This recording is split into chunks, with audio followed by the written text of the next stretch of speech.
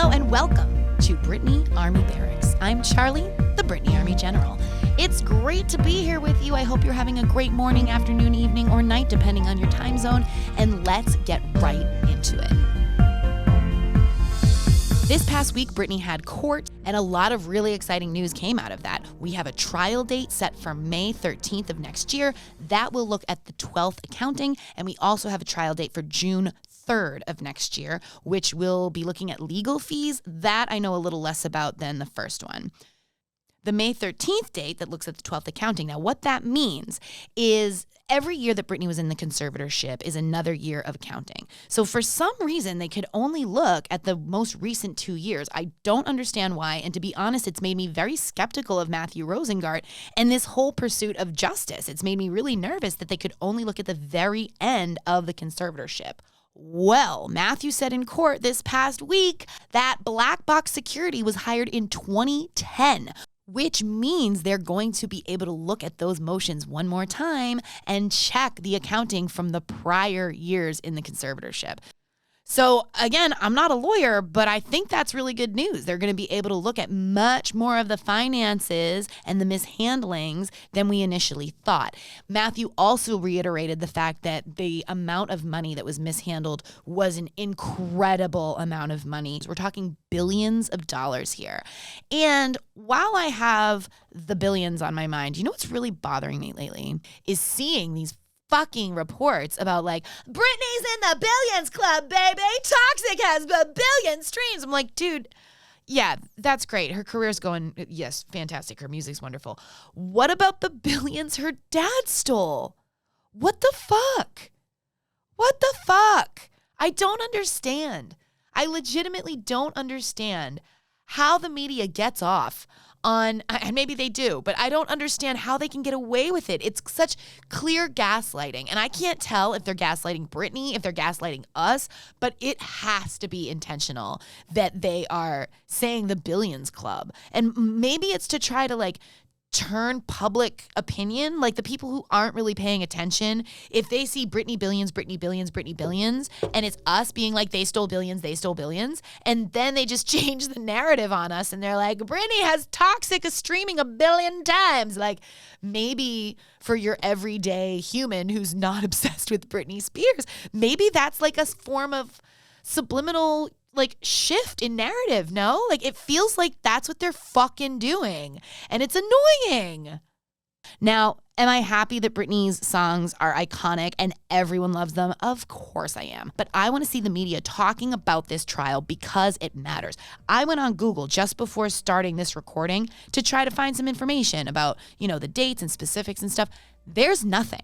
There's nothing on Google. A trial date has been set for Britney Spears versus her father, and nothing is in the media. They report on her Red Bull intake. They report if she takes a shit on her way home somewhere. I don't understand how people can't see how blatant this is.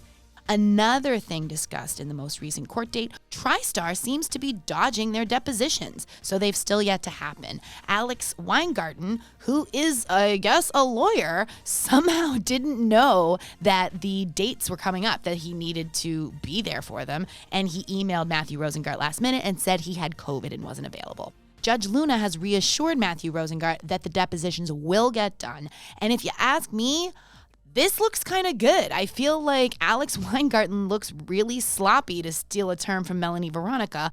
Now, one thing people are pretty nervous about with the upcoming trial is the new judge. Judge Luna was the judge that was on the tragic Nichelle Nichols case, and historically doesn't look great. There's a lot of reports and complaints online that say that she favors men, that she's not fair, and that's really nerve-wracking going into all this. But there's one thing that was brought to my attention by Melanie Veronica, who, if you don't know who she is, you should totally be following her. She's basically one of the only people that's been showing up to these trial dates. Corey Kirk LA is another amazing human being who has been showing up to these court dates as well. But Melanie Veronica was the one that pointed out to me that, you know, if Judge Luna hates women, like, yeah, that's terrible, but maybe she'll hate Lou Taylor. Maybe she hates women in the sense that, like, she is old school values. And if she has old school values, I don't think Alex Weingarten is going to appeal to somebody who wants to see, poised professionalism. Like, this guy is a sloppy Joe. First of all, he wouldn't even stand in court. The last court date, he was saying something. It sounded like he was done. Matthew Rosengart stood up to respond to it, and Alex said, "I'm not done." And he kept talking. So Matthew waited for his turn and continued to stand. And Alex stopped speaking at one point and looked to Matthew and said, "Could you sit down?" And Judge Luna said, "Or you could stand up," because that's what he should have been doing. That's not the kind of dialogue I think she would have back and forth with someone she was going to favor. And who knows? I mean, we don't know what's going to happen in this upcoming trial. We don't know what's going to happen in the meantime. What I do know is I'm not going to stress how long it's going to be until we have to get there. It really stinks that it's not until next year. It's not until May, but that gives the Britney Army time to plan, time to prepare, time to organize. We have the ability to educate other people that aren't necessarily as invested in this movement about what's going on with this trial, because it matters. And clearly mainstream media is not going to do anything about it. They're not even touching this. So we can do this. We have the power to lead the Free Britney movement into the Justice for Britney movement. Okay, sorry, I'm getting all worked up here. What else has been going on in the world of Britney? Britney deactivated her Instagram, as she is wont to do when court dates come up, and it was during court. It was for just about 24 hours, maybe a little bit more. She did post on TikTok. There was a caption that said, "Back from Mexico, sweating like a mofo, getting in shape. The past 2 years, I've been able to drink alcohol, but it makes food taste so much better, so I've started to slimming down. It's hard because it's one of my first times in a while being able to drink wine. Eating food in Mexico is so good after wine. I need to slim down, so I'm doing it. I've dropped 3 pounds in 5 days, which is a lot. This book has helped me. I just hope I don't see nachos anywhere. Fuck. PSSSS. This is my song that wasn't released. It's a single called Early Morning. It's me," with an eye roll emoji, 2 of them, and then 2 arrows like archers. It's occurring to me in this moment that she is a Sagittarius, and so am I. So I really wish that my paranoia could allow me to believe that double arrow is her saying, "Charlie, you're onto something," but I highly doubt it. And I want to take a reminder to say, I don't think Britney's talking to any of us specifically on her Instagram. So if it feels like she's talking to you, she's not. First of all, I've mentioned it before, but I don't like when Britney talks about her weight a lot. And it's not because of Britney, it's because of me. I find it really triggering, especially just the way that watching the world harp on her body and her weight. And, being a baby born in 1984, I was very impressionable at the time of watching the world call Jessica Simpson fat when that was just not the fucking case, like, at all. And it's really troubling when I have to hear, Britney or anybody talk about themselves in that kind of light. And it just hurts my heart. And I hope that, whatever she's doing it healthily, that she's just, there's a lot of people who are passionate about working out. So she could just be one of those people. It could be a happy thing for her. But I guess my reason for being concerned about it is she has in recent years talked about how she was called fat by her dad and her team. And it's having to hear that she was fat every day. She's been through so much, and I really wish that she could see herself through our eyes.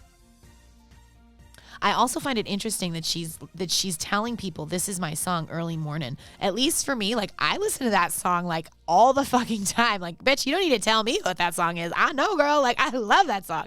But I found it very interesting that she's saying "it's me," and I think it's her saying she's singing on Early Morning. Like, that's her singing. And I think it's a vague reference to the fact that maybe it's not her singing so much on the new will.i.am track, which I very much don't believe that she is. I've also had a lot of people sending me messages letting me know about different content that they've seen on House in Habits page, Jessica Krause, who I'm not a fan. Anybody who knows me knows I am not a fan of Jessica.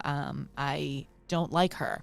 There are certain topics that I feel so strongly about that I have to be really careful about when and how I address them, because I don't want to go too far. And I have in the past. I mean, I remember posting a video of me driving home, literally screaming myself hoarse in anger at Jessica and posting it. And I wasn't like embarrassed to post it. Like, I don't give a fuck if you all know I'm crazy. I'm super fucking crazy. So like, that's totally fine. But I don't like when bullies get to me. I don't like to let a bully get to me. And Jessica Krause has personally bullied me about my gender in articles, like that she posted on her fucking whatever it is, her platforms on and off of Instagram. And I think the fact that people in Britney's hometown are getting tricked by this woman is just so sad. I've wanted to go to Kentwood many times, and I have resisted the urge because I think that town deserves privacy. I think that they've been through enough, if I'm being honest. I think Kentwood really supported Britney and her family, and they've become sort of a spectacle, and I don't think that that's fair. I don't know what Jessica's goal is by inserting herself into Britney Spears' life. All I know is it makes me very angry. It makes me really uncomfortable. It makes my heart hurt for Britney and especially her children. And this goes for Daphne as well, of course. I'm not speaking just about Jessica. I think the both of them are terrible people. I think that their moral compass is so far south that they might just fall off the face of the earth. I think that they are absolutely appalling people. I think the fact that they have made accusations of Britney Spears being on meth is just disgusting, and I don't think that should be forgotten.